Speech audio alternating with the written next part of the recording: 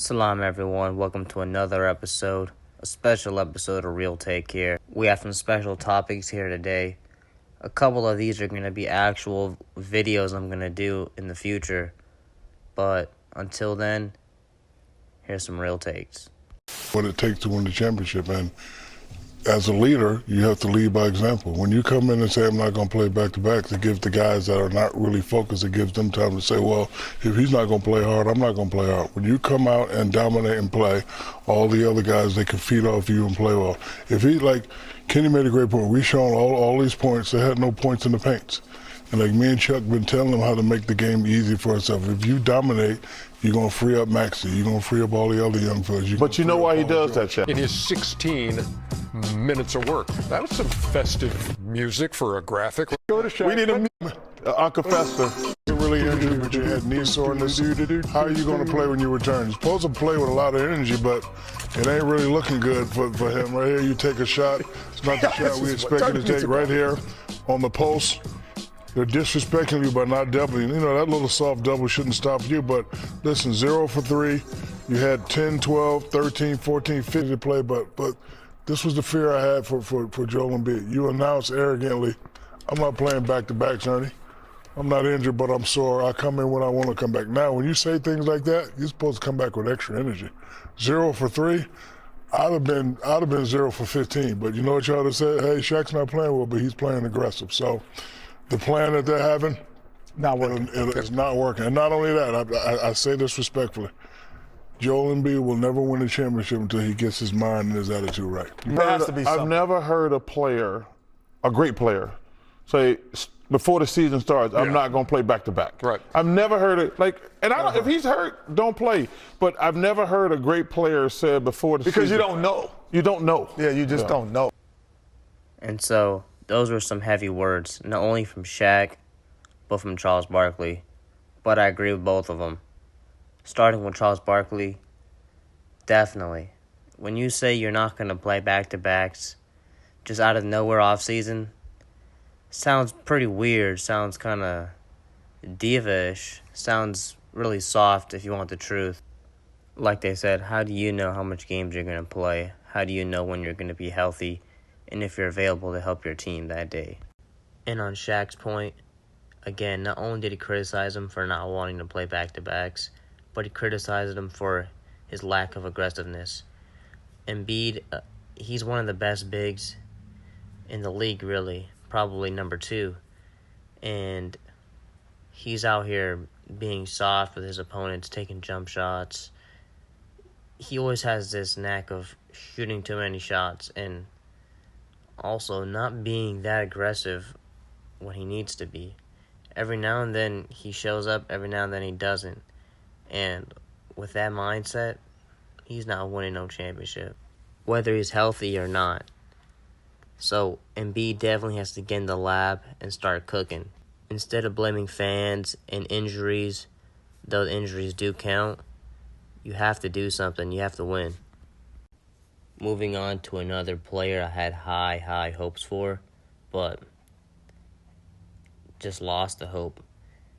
With Karl Anthony Towns, he's again even worse than Embiid as far as overshooting, as Karl Anthony Towns tried to make his shooting the main part of his game. And as a big man, shooting can be the high point of your game. It could be a great part of your game, especially if you're good at it. But when you make it the main part of your game, you take away from the size that you have and the reason that you were the center to begin with.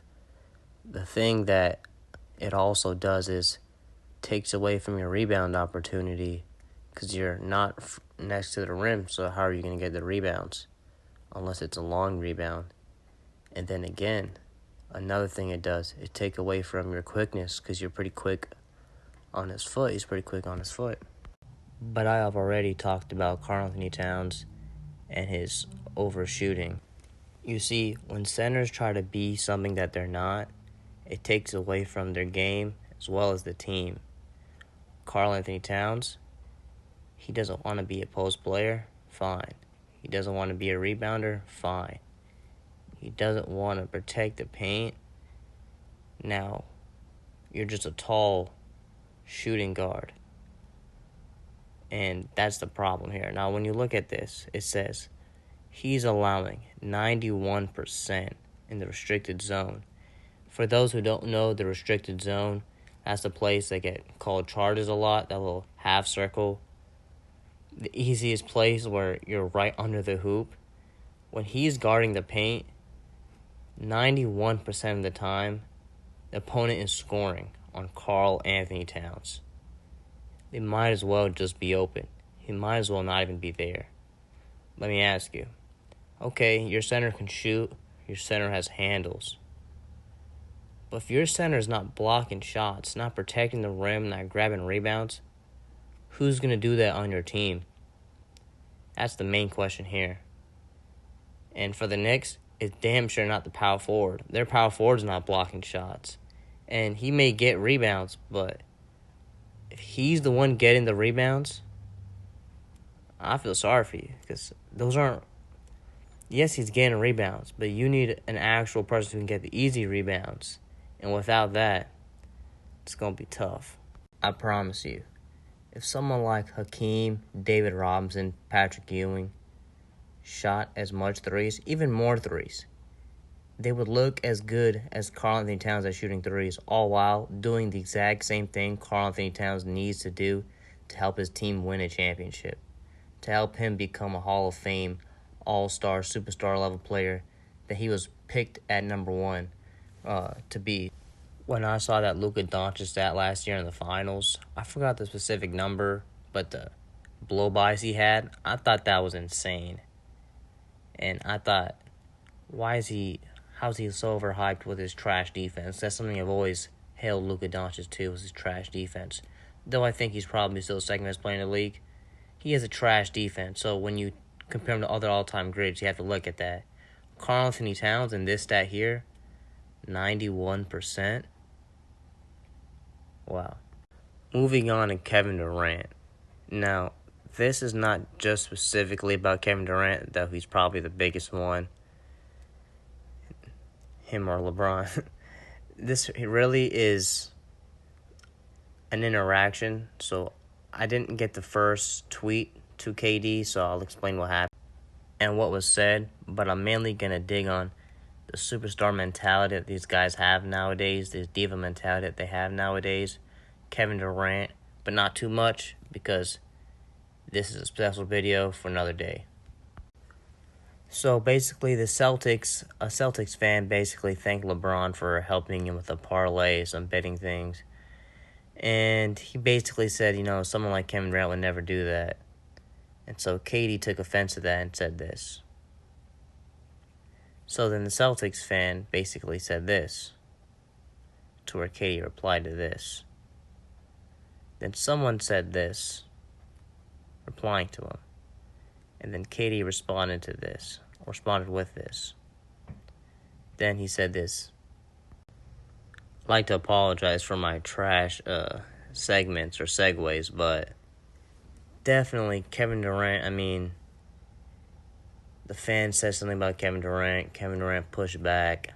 I understand that. So it's not specifically about Kevin Durant, even though it is about Kevin Durant. The thing is, the players nowadays, they don't really care about the fans. And there's some people who are gonna not really care about that and kind of champion Kevin Durant for this and other players for that. But that's the problem, and that's what makes the players, and that's what makes them gonna be even worse, is the laissez-faire action and the letting them do whatever they want type of mentality. I won't provide the context now, though you could always just look it up, because I'm going to use it in another video where I dig upon this a little bit deeper. But when you look at Michael Jordan, Kobe Bryant, Karl Malone, superstars in the past, Shaquille O'Neal, they had an obligation to go out there and perform for the fans. Dr. J, Magic Johnson, they felt like it was their duty to put their game out, almost not necessarily their life, but put it all out there for the fans, for the people's enjoyment. They understood that they're playing basketball, and playing basketball for a living is a blessing. But further down the line, with more coverage, more money going down the players' pockets, they slowly started to forget about everything. They forgot about the league struggles, the league's legendary players. They forgot about all that stuff, and they're all self-centered and worried about themselves. The thing is, these guys see the highlights, they see the comments, and they know that a lot of these fans worship them, and they're the real superstars. And no matter what happens, they're always in the right, and they're the superior ones.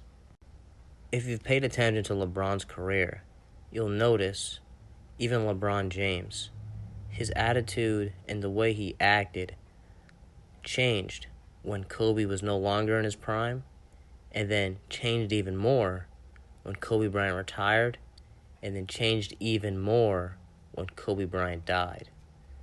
The big thing is, he was much more of a humble guy, always talking about the legends before him, this, that, and the third. But slowly, he started flopping more, started going to the cameras more, started, talking up himself more, doing a lot of extra stuff that he never used to do before, the legends never used to do before him. And for those who are just newer to basketball or newer to LeBron James, it may not be that noticeable to you, but someone who's been watching for a long time, you would see and you would notice the character change in LeBron James. When all the legends like Tim Duncan, Kobe, when they all left and he was the top dog, the main superstar, there was no, ands, ifs, or buts about anything, and he was basically the elder, all the other type of stuff, his attitude changed. And I'm going to leave LeBron alone on this because I have more to say for my other videos. But you can see it in all the players, in Anthony Edwards, and Shai Gilgeous, and most of these guys. They walk around with a laissez-faire attitude. They go into the games. They do their jobs, and that's supposed to be good enough. Like I said before, you have bench players getting the same type of attention that an all-star Larry Johnson would be getting. When you have a guy like Bronny James or Yuki Kawamura, not to throw them under the bus specifically, but when you have guys like that who come into the league, they get their millions of dollars that are already way more than the players before them, and then they get all these highlights for doing nothing, and you have all these guys like worshiping them and making clips about them, bigging them up. They don't really care about the other stuff that goes on after that. A bench player feels like a superstar. So how do you think the superstars feel? Like I said before, Michael Jordan, Kobe, these guys, they had an obligation. They felt the obligation to go and make the fans happy. You can go look this up for yourself. These guys here, they don't have that same mentality. Not all of them, but most of these guys, they don't. Lastly, another thing I don't want to go too far into, but at the same time, definitely want to touch upon it, especially because of the hot topic it is now, the decline in the ratings. And so, definitely, there's some things in that you have to look at, like streaming platforms. That's a big thing. Obviously, way back then, they didn't have streaming platforms, so you kind of had to tune into the TV. Another thing is all the highlights they have. The casual fan, obviously the real basketball fan, they don't really get too much out of that. But the casual fan, they get their little basketball knowledge out of watching a couple highlights, and that's it for them. They just look at some shorts or maybe like a 3-minute ending to a quarter, maybe a highlight alley-oop. Maybe they tune in yesterday's best plays, whatever it may be. That's definitely something that holds a chunk into what's going on with the decline. But at the same time, those two things are pretty relevant and been relevant the last couple years. And it's still declining. It's getting worse. So are there more, content creators, highlights, streaming platforms? To some degree, yes. Definitely some degree, yes. But there's other things at stake. As you've seen this comment here, some guys, they quit watching the game after Kobe died. Some people start watching the game after Jordan retired. Others quit the game because of LeBron James. Now, there's a lot of different reasons on why the viewers are declining. It could be because the media has gone a little too far, and I would agree. It's actually the media's fault that I started to look into more of LeBron's flaws because they were just too much. But it's actually more than that as well, because you have people who are going to hate LeBron, but some people don't hate LeBron also aren't really watching, and some people who like LeBron or don't like LeBron, but they still love basketball and they're still watching. So what are some other things? A big thing for me when I noticed when I was growing up over the years was always had some old heads or some uncles or some older friends who they said they used to like basketball. And when they asked them why they stopped watching basketball, a lot of the times they said that the league was too soft. And that's honestly my biggest thing. Now, obviously, you have people like Shaq. He said there's too many threes. The plays are the same. I agree there. Obviously, you can tell, like, people who actually know basketball, they get frustrated when the center's not doing their job or when there's an easy drive, but the point guard, like, he takes a contested three instead or things like that. It really does drive us crazy, but I really do think the physicality is a huge, huge part. When the NBA is gone less and less and less physical. Now, I know last year was kind of physical as far as the playoffs are concerned, but the thing is, when I had these conversations with the old head back in the days, this would be like 14, 15, 16, 12, 10. Throughout those stretches of years, those are the responses I used to hear the most was the NBA's too soft nowadays. And it's only gone worse. Going back to the eye test, during the different eras, it was a little bit different in how they worded it. But back then, when someone was driving to the basket, the announcers, the commentators, they would say, "Oh, he should have fouled him there," or that was a time for a hard foul, things of that nature. You don't hear that nowadays. There's no encouragement for an easy foul. There's no encouragement for stopping the easy basket. It's let them do it, A lot of the times they masquerade it as, they don't want the players to get hurt. But most of the time, it's just a little bit of effort. Will the player maybe get hit in the shoulder or something like that? A lot of small marginal contact, yes. It's not this big major thing where these players are going to start flipping on their heads and breaking legs and things of that nature.